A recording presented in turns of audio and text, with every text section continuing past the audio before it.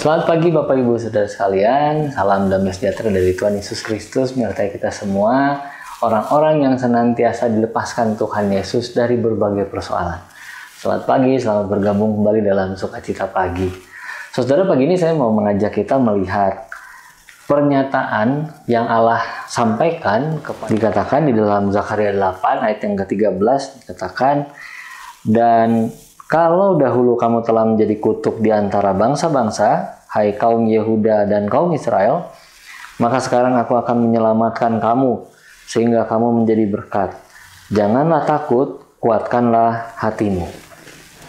Saudara, sebuah nubuatan dari Nabi Zakaria bahwa orang-orang pilihan akan diselamatkan hingga menjadi berkat.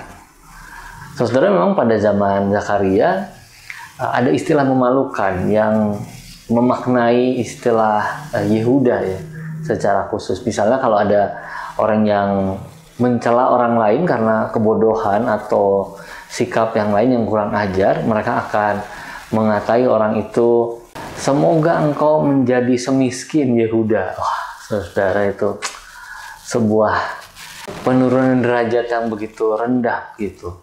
Karena bangsa yang pernah punya bait Allah berlapis emas, peralatan-peralatan di dalamnya dari emas, bahkan istana rajanya, istana Raja Salomo berlapis emas. Pasti sangat memalukan, saudara, sewaktu dikatakan bahwa mereka menjadi miskin seperti Yehuda. Memalukan, apalagi mereka saat itu dibuang. Nah, bukan hanya tertekan karena perasaan dikatai tidak punya kekayaan, tapi juga karena mereka memang tidak punya pengharapan. Mereka tidak punya pembebas, karena orang-orang yang hebat di antara mereka tidak sehebat itu juga untuk membebaskan diri dari tangan kerajaan Babel, untuk keluar dari sana. Tetapi saudara, Allah dengan kasih-Nya yang tidak pernah terlambat kembali mengingatkan kepada rencananya. Manusia memang sering kali lupa ya saudara ya. Tapi Allah, Dia begitu kasih sehingga mengulang-ulang janjinya demi menguatkan umat. Allah seolah-olah berkata melalui Zakaria, sekarang aku akan menjadi pembebasmu, Yehuda, Israel. Dan kamu hanya tinggal menunggu. Bahkan seperti yang Allah nyatakan melalui Nabi Imam Zakaria ini, penyelamatan yang dilakukan Allah akan membuat bangsa Yehuda, bangsa Israel menjadi berkat bagi bangsa-bangsa lain. Kejahatan atau kesalahan kita di masa lalu bukan lagi saatnya diratapi, saudara.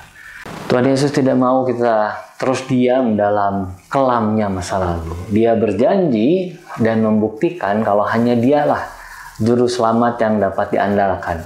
Karena hanya Dialah juru selamat yang sejati. Dia membebaskan, dan kebebasan itu seharusnya membuat masing-masing kita menjadi sarana berkat bagi orang lain.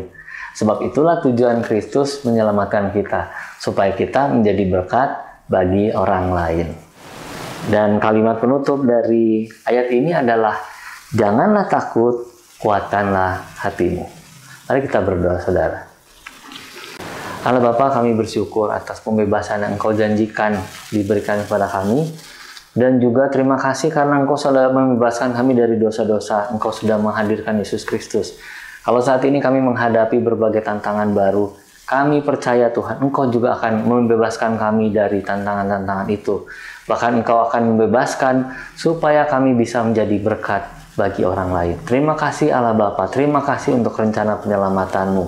Kami menyerahkan segala keluh kesah, kami menyerahkan segala kegelisahan, ketakutan, kekhawatiran kami, supaya Tuhan yang mengangkatnya. Terima kasih Allah Bapa, teguhkan hati kami senantiasa, dalam nama Yesus Kristus kami berdoa. Amin. Damai sejahtera dari Tuhan Yesus Kristus menyertai.